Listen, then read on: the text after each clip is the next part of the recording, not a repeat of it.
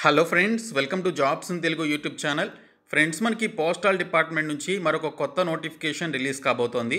ఇందులో మనకి AP postal సర్కిల్లో 3563 పోస్టులు, తెలంగాణ పోస్టల్ సర్కిల్లో 1723 పోస్టులు ఉన్నాయి. ఈ పోస్టులకి సంబంధించి ఉండేటువంటి క్వాలిఫికేషన్స్ ఏంటి, ఎగ్జామినేషన్ ప్యాటర్న్ ఏ విధంగా ఉంటుంది, శాలరీస్ ఏ విధంగా ఉంటాయి, అలాగే ప్రీవియస్ పేపర్స్కి సంబంధించిన డీటెయిల్డ్ వీడియో చేయమని చెప్పేసి చాలామంది ప్రీవియస్ వీడియోస్ కింద కామెంట్స్ అయితే చేశారు. సో వారందరికీ యూజ్ అయ్యే విధంగా ఈ వీడియో అయితే చేస్తున్నాను. సో వీడియో చూస్తున్న ప్రతి ఒక్కరు కూడా వీడియోని లైక్ చేసి మీ ఫ్రెండ్స్కి అయితే షేర్ చేయండి. ఫస్ట్ టైం మన ఛానల్ని విజిట్ చేస్తే సబ్స్క్రైబ్ చేసుకొని బెల్ సింబల్ని యాక్టివేట్ చేసుకోండి. అలాగే మన ఛానల్కి సంబంధించిన టెలిగ్రామ్ గ్రూప్ లింక్ని డిస్క్రిప్షన్లో ప్రొవైడ్ చేస్తాను. సో జాయిన్ అవ్వండి. ఫ్రెండ్స్, డీటెయిల్స్ చూసే ముందు సాఫ్ట్వేర్ ఇండస్ట్రీకి సంబంధించిన ఫ్యాక్ట్స్ గురించి తెలుసుకుందాము. మనందరికీ చాలా క్వశ్చన్స్, డౌట్స్ అయితే ఉంటాయి. అలాగే సాఫ్ట్వేర్ ఇండస్ట్రీకి సంబంధించిన కొన్ని అపోహలు కూడా ఉన్నాయి. ఫ్యాక్ట్ నెంబర్ 1 వచ్చేసి 60%కి పైగా ఎక్కువ మంది యూత్ వాళ్ళ డిగ్రీస్ కంప్లీట్ చేశాక అన్ఎంప్లాయిడ్గా ఉంటున్నారు. ఫ్యాక్ట్ నెంబర్ 2, 2023 కల్లా 30 lakhs టెక్ జాబ్స్ రాబోతున్నాయి. ఇండియన్ స్టాఫింగ్ ఫెడరేషన్ ప్రకారం 2023 నాటికి 30 lakhs ఆఫ్ జాబ్స్ అయితే రాబోతున్నాయి. ఫ్యాక్ట్ నెంబర్ 3, మీకు తెలుసా మీ కాలేజ్, డిగ్రీ, బ్రాంచ్, CGPAతో సంబంధం లేకుండా సాఫ్ట్వేర్ ఇండస్ట్రీలో హై పేడ్ జాబ్స్ తెచ్చుకోవచ్చని. అవునండి, మీరు విన్నది నిజమే. మీ యొక్క డిగ్రీ, బ్రాంచ్, బ్యాక్లాగ్స్తో సంబంధం లేకుండా హై పేడ్ జాబ్స్ అయితే తెచ్చుకోవచ్చు. చెప్పాలి అంటే Stanford university, Google, Amazon, Microsoft లాంటి కంపెనీస్లో వర్క్ చేసినటువంటి పీపుల్ డెవలప్ చేసినటువంటి ప్రూవెన్ పాత్తో ఎన్నో వేల మందికి జాబ్స్ అయితే రావడం జరిగింది. వాళ్ళలో కొందరు చూసుకున్నట్లయితే రీసెంట్గా భరత్ కుమార్ అనే పర్సన్ హార్డ్వేర్ స్టోర్లో వర్క్ చేసేవాడు. ఇప్పుడు సాఫ్ట్వేర్ ఇంజనీర్గా MNC కంపెనీలో జాబ్ చేస్తున్నాడు. అలాగే 21 బ్యాక్లాగ్స్ ఉన్నటువంటి భార్గవ్ కుమార్ అనేటువంటి ఇతను ఒక పాయింట్లో జాబ్ రాదేమో అనుకున్నాడు. కానీ ఇప్పుడు అతనికి ఉన్నటువంటి స్కిల్స్తో 11 lakh per annum శాలరీతో ఒక మంచి జాబ్ అయితే తెచ్చుకోవడం జరిగింది. వీళ్ళలాగే లాస్ట్ 7 monthsలో థౌజండ్స్ ఆఫ్ స్టూడెంట్స్ 700+ కంపెనీస్లో ప్లేస్ అవడం జరిగిందండి. వీళ్ళని చూసిన తర్వాత మనకి వచ్చే మొదటి డౌట్ ఏంటంటే, వీళ్ళు నేర్చుకున్నది ఏమిటి, వీళ్ళు ఎలా నేర్చుకున్నారు, ఇంత ఎక్కువ శాలరీస్ వచ్చే ఉద్యోగాలు ఎలా వచ్చాయి, అసలు ఇండస్ట్రీ స్కిల్స్ అంటే ఏమిటి అనేటువంటి డౌట్స్ వస్తాయి. ఇవన్నీ మీరు తెలుసుకోవాలి అనుకుంటే డిస్క్రిప్షన్లో ఒక లింక్ ఉంది. ఆ లింక్పై క్లిక్ చేసి బుక్ ఏ ఫ్రీ డెమో అనేటువంటి ఆప్షన్పై క్లిక్ చేస్తే అందులో మనకి CCBP వాళ్ళ కెరియర్ గైడెన్స్ ఎక్స్పర్ట్ టీమ్ మీకు క్లియర్గా గైడెన్స్ ఇస్తారు. మీకు ఉన్నటువంటి డౌట్స్ అన్ని కూడా అడిగి తెలుసుకోవచ్చు. It will be A live interact. Friends, ఈ మంత్ August 11న పోస్టల్ డిపార్ట్మెంట్ అన్ని హెడ్ సర్కిల్స్కి ఒక నోటీస్ అయితే రిలీజ్ చేయడం జరిగింది. పోస్టల్ డిపార్ట్మెంట్లో సర్కిల్స్ వైజ్గా ఉన్నటువంటి వేకెన్సీస్కి సంబంధించినటువంటి లిస్ట్తో కూడినటువంటి ఒక నోటీస్ని పోస్టల్ డిపార్ట్మెంట్ రిలీజ్ చేసింది. ఇందులో మనకి పోస్టల్ డిపార్ట్మెంట్లో ఉండేటువంటి 10th క్లాస్ నుంచి డిగ్రీ వరకు క్వాలిఫికేషన్స్ ఉన్నటువంటి వారు అప్లై చేసుకునేటువంటి వేకెన్సీస్ లిస్ట్ అయితే మనకి ఇక్కడ రాష్ట్రాల వారీగా ఉన్నటువంటి సర్కిల్స్ యొక్క వేకెన్సీస్ని ఈ నోటీస్లో మెన్షన్ చేశారు. అయితే ఇందులో ముఖ్యంగా మనకి ఇక్కడ చూసుకున్నట్లయితే పోస్ట్ మ్యాన్, మెయిల్ గార్డ్, MTSకి సంబంధించినటువంటి నోటిఫికేషన్స్ మనకి జనవరి నెలలో రిలీజ్ అవుతాయని చెప్పేసి పోస్టల్ డిపార్ట్మెంట్ నుంచి ఒక అన్అఫీషియల్ ఇన్ఫర్మేషన్ అయితే నాకు రావడం జరిగింది. సో దీనికి సంబంధించి ఏపీ సర్కిల్లో ఉన్నటువంటి వేకెన్సీస్ లిస్ట్, అలాగే తెలంగాణ సర్కిల్లో ఉన్నటువంటి వేకెన్సీస్ లిస్ట్ మీరు ఇక్కడైతే చూసుకోవచ్చు. పోస్ట్ మ్యాన్, మెయిల్ గార్డ్, MTSకి సంబంధించి ఏపీ సర్కిల్లో చూసుకున్నట్లయితే 3 రకాల పోస్టులు కలుపుకొని 3500కి పైగా వేకెన్సీస్ ఉన్నాయి.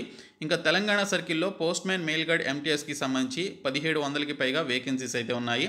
సో ప్రీవియస్గా ఈ యొక్క నోటీస్కి సంబంధించిన వీడియో అయితే చేశాను. ఆ వీడియో చేసినప్పుడు చాలామంది ఈ పోస్టులకి సంబంధించినటువంటి క్వాలిఫికేషన్స్ ఏంటి, ఏజ్ లిమిట్ ఎలా ఉంటుంది, అలాగే రిక్రూట్మెంట్ ప్రాసెస్ ఏ విధంగా ఉంటుందని వీడియో చేయమని చెప్పేసి అడగడం జరిగింది. సో అందుకోసం వారికి యూజ్ అవుతుందని చెప్పేసి వీడియో అయితే చేస్తున్నాను. సో చివరి వరకు చూడండి. ప్రీవియస్ నోటిఫికేషన్స్ని బేస్ చేసుకొని కంప్లీట్ డీటెయిల్స్ అయితే చెప్తాను.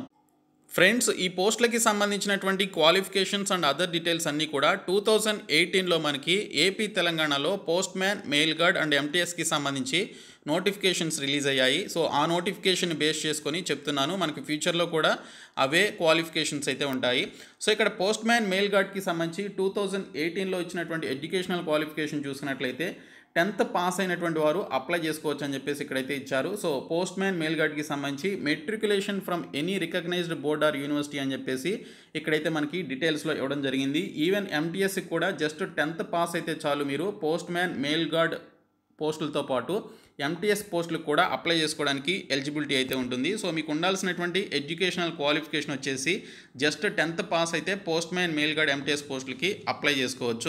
అయితే ఈ పోస్టులకి సంబంధించినటువంటి ఏజ్ లిమిట్ వచ్చేసి మనకి 18 to 27 years of age limit అయితే అడుగుతారు. అదే MTS పోస్టులకు వచ్చేసి 18 to 25 years వరకు ఏజ్ లిమిట్ అయితే అడగడం జరుగుతుంది. సో ఇక్కడ మీకు ఏజ్ రిలాక్సేషన్ కూడా ఉంటుంది. SC/ST క్యాండిడేట్స్కి 5 years, OBC క్యాండిడేట్స్కి 3 years ఉంటుంది.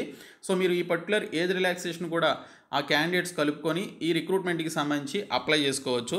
ఇంకా శాలరీ విషయానికి వస్తే as per 7th pay commission ప్రకారం ప్రజెంట్ మనకి పోస్ట్ మ్యాన్ పోస్టులకు వచ్చేసి 30,000 రూపీస్ వరకు శాలరీస్ ఉంటాయి. అలాగే మెయిల్ గార్డ్కి కూడా 30,000 రూపీస్ వరకు శాలరీస్ ఉంటాయి. ఇంకా ఎంటీఎస్ పోస్టులకి 25,000 రూపీస్ శాలరీ అయితే as per 7th pay commission ప్రకారం ప్రజెంట్ మనకి శాలరీస్ అయితే ఉన్నాయి. ఈ పోస్టులకి సంబంధించినటువంటి సెలక్షన్ ప్రొసీజర్ ఏ విధంగా ఉంటుందనేది ఒకసారి ప్రీవియస్ నోటిఫికేషన్ బేస్ చేసుకొని చూస్తే 2018లో నేను కూడా ఎగ్జామినేషన్ అయితే రాయడం జరిగింది. ఎంటీఎస్ అండ్ పోస్ట్ మ్యాన్కి సంబంధించినటువంటి పోస్టుల యొక్క ఎగ్జామినేషన్ నేనైతే రాశాను.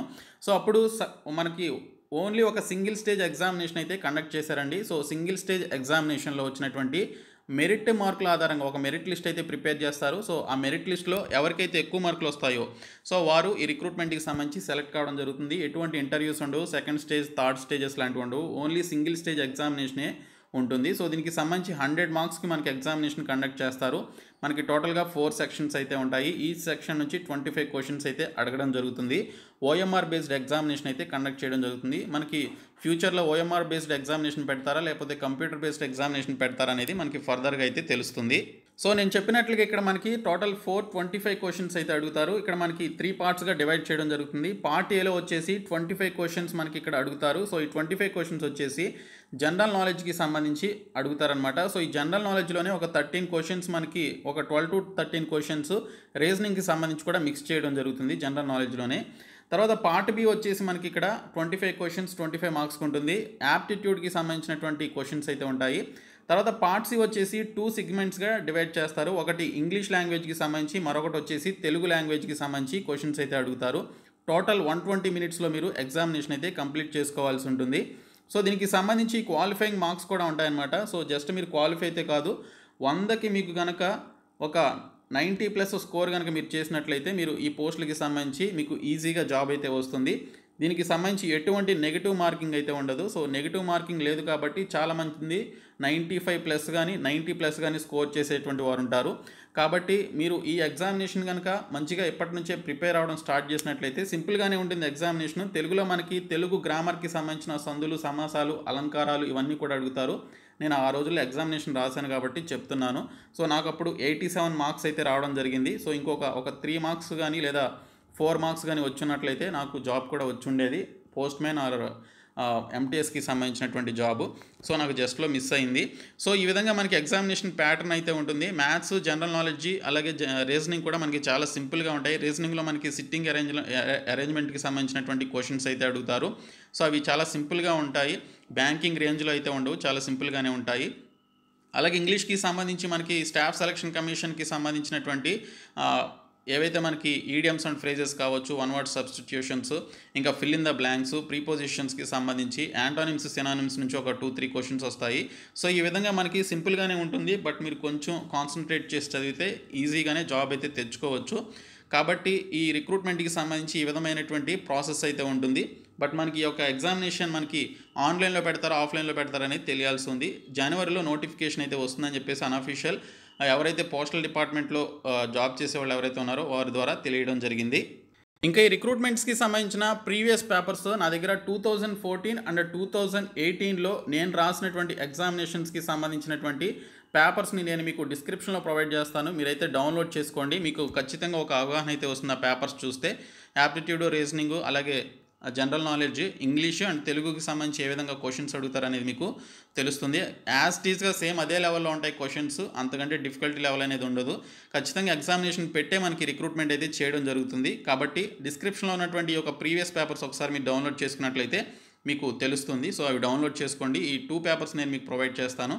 ఓకే, సో ఖచ్చితంగా ఈ వీడియోని మీ ఫ్రెండ్స్కి అయితే షేర్ చేయండి. మన ఛానల్ సబ్స్క్రైబ్ చేయండి. Thank you so much guys.